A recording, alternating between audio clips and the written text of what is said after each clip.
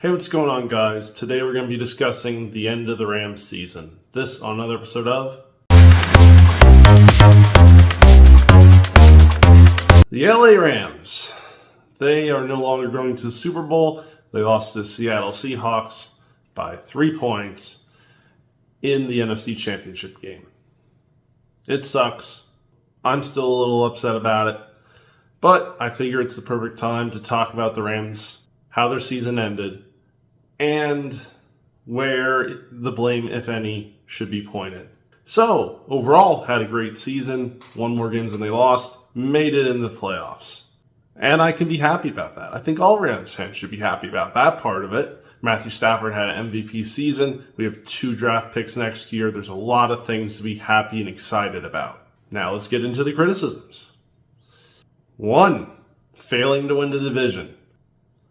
Several games that were very winnable were lost. For instance, to the Carolina Panthers, who ended up having a losing record heading into the playoffs.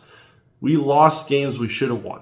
Additionally, special teams. We thought we fixed them. It's just we only fixed part of it. Obviously, early in the year, our kicker was an issue. We went out, found a better kicker. Now the kicker isn't an issue. Now our punt return is an issue.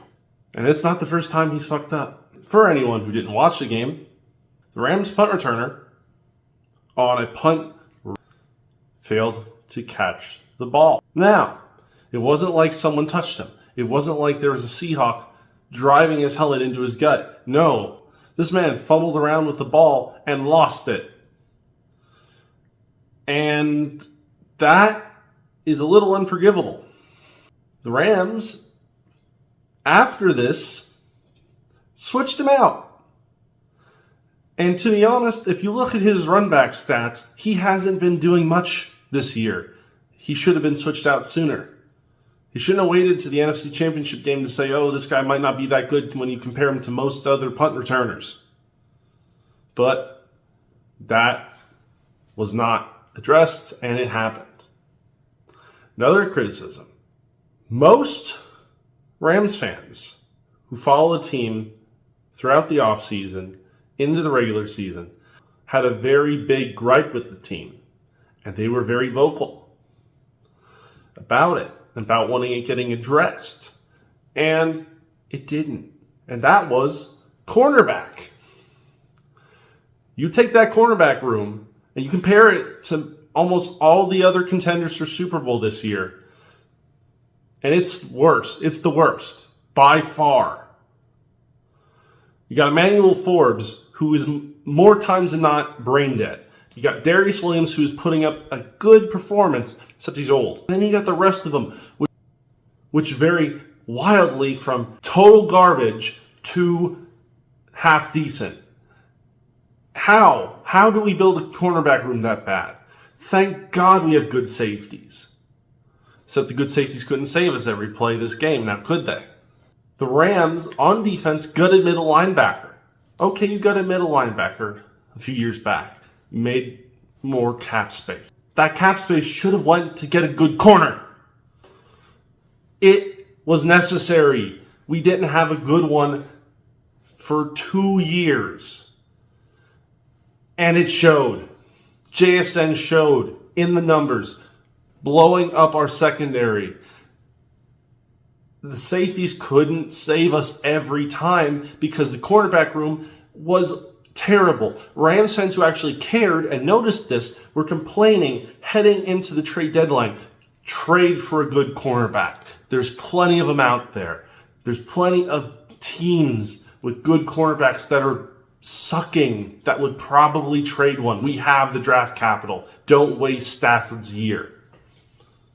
And the Rams didn't. And that's not on McVay. That's on the front office. But they went out and traded for one. Now, he was a Tennessee Titan, and he didn't really improve anything on that defense. And then, like, the Shill Ram creators out there on YouTube are like, oh, yeah, we did it, boys. We got a cornerback. Look how good he is. He was on the Titans.